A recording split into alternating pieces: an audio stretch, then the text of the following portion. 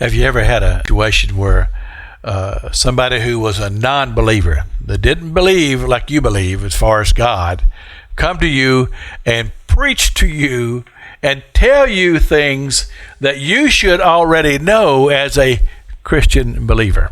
Well, last week on the broadcast, we spent a week in the 20th chapter of the book of Genesis, and the story of Abraham and a man by the name of Abimelech. Now, Abimelech had taken Abraham's sister into his own house, and he had plans for her.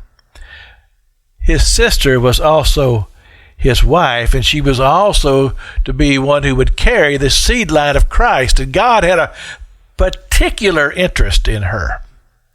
And so God had woken Abimelech up and said, "You are but a dead man because of what you have done."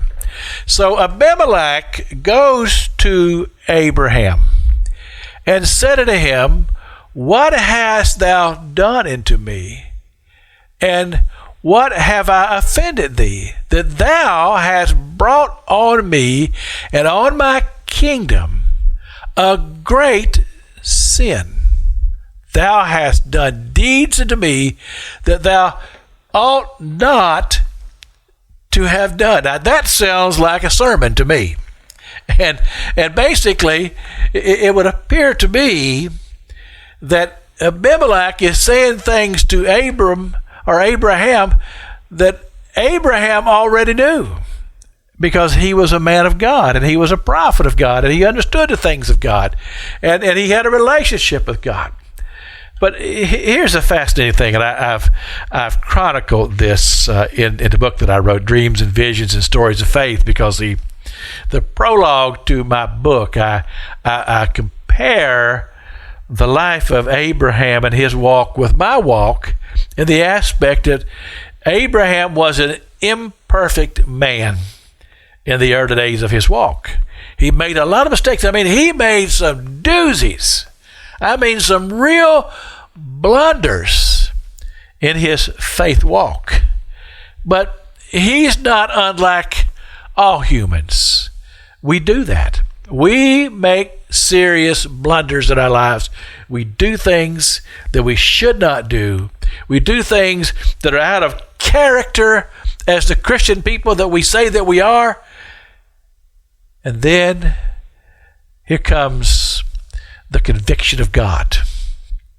And now this conviction has come to Abraham through the words of Abimelech, and he says, "Why did you do this? God has threatened my life because of this."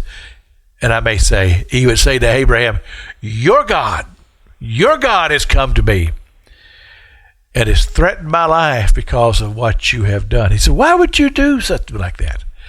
And I have to admit, it would seem confusing, I would think, to anybody who is an unbeliever, knowing somebody who claims to be a believer, but their life isn't showing it.